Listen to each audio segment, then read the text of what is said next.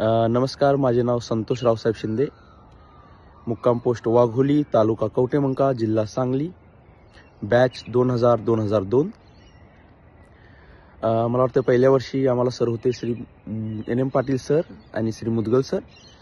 द्वितीय वर्ष श्री सावंत सर आणि श्री मुल्ला सर.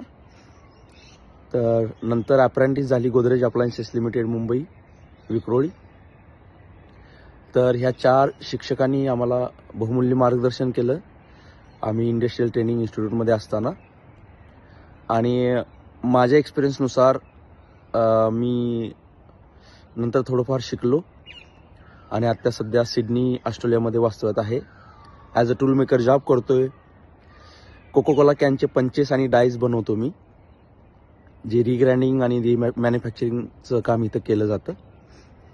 तर आपल्या ITI नंतर भरपूर चांगल्या संधी आहेत जर तुम्ही ह्या क्षेत्रात टिकून राहिला तर नंतर तुम्ही उच्च शिक्षण घेऊ शकता. तुम्ही नंतर डिप्लोमा डिग्री करू शकता. बरीच मुलं आहेत आपली की सुपरवायझर मॅनेजर पोस्टपर्यंत गेलेली आहेत, कंपनी हँडल करतायत. तर मला असं वाटतं की तुम्ही डे टू डे लाईफमध्ये स्वतः जर अपडेट होत राहिला तर भरपूर चांगल्या संधी आहेत. आणि ITI शिकला आणि परमनंट झाला म्हणजे संपलं होत नाही आहे. You can go in design, manufacturing, process. मला असं वाटतं की भरपूर चांगल्या संधी आहेत जर तुम्ही स्वतःला अपडेट करत राहिला. आणि खास करून जी गरीब लोक आहेत, जी मध्यमवर्गीय आहेत, ज्यांना शिक्षणाचा खर्च परवडत नाही आहे, त्यांच्यासाठी भरपूर चांगल्या संधी आहेत. गव्हर्नमेंटमध्ये पण ITI होल्डरना संधी आहेत. तुम्ही जर क्रॅक करू शकला एक्झाम तर.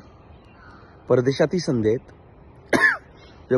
फॉर एक्झाम्पल इथं आल्यानंतर IT प्रोफेशनल आणि जे मेकॅनिकल इंजिनिअरिंग झालेली मुलं जे पेमेंट घेतात त्याबरोबरीनं थोडंफार कमी पण चांगलं पेमेंट तुम्ही घेऊ शकता, चांगलं आयुष्य जगू शकता. आणि भारतात पण चांगल्या संधी आहेत. तर मला असं वाटतं की तुम्ही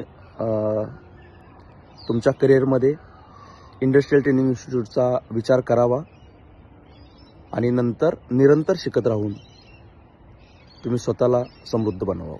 थँक्यू.